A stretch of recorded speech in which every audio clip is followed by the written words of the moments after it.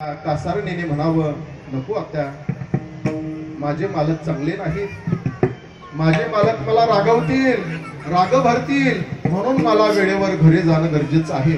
आता याचं कोण मालक होतो? जो सर्व जगाचा मालक आहे तो म्हणतो माझे मालक चांगले नाही. तरी सुद्धा भगवान परमात्म्याला जे पाहिजे होतं ते राधेच्या सासूने सांगितलं, या ठिकाणी मुक्कामाला थांब, माझी सून सुद्धा तुझ्यासारखीच आहे राधा, तिच्या खोलीमध्ये तू झोप. असं कोणी सांगितलं? राधेच्या सासूने सांगितलं. भगवान परमात्मा मुक्कामासाठी ती कासारणी राधेच्या रूम मध्ये गेली. गेल्यानंतर राधेनं कासारणीकडे पाहिलं.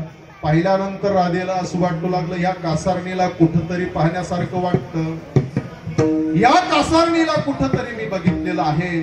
असं म्हटल्यानंतर राधेनं समोर यावं आणि भगवान परमात्म्याला पाहावं. हे देवा,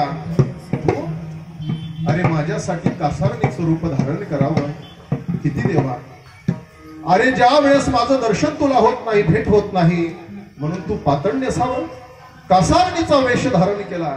ऐसा भक्तांचा अंकित लागी तैसीला विपरीत. भगवान परमात्मा हा भक्तांसाठी जसा केला तसा होतो. तसा जर विचार केला तर भगवान परमात्मा निष्काम आहे, निराळ आहे. पण हा भगवान परमात्मा सगुण साकार होतो अभंगाच्या 3ऱ्या चरणात. निष्काम निराळा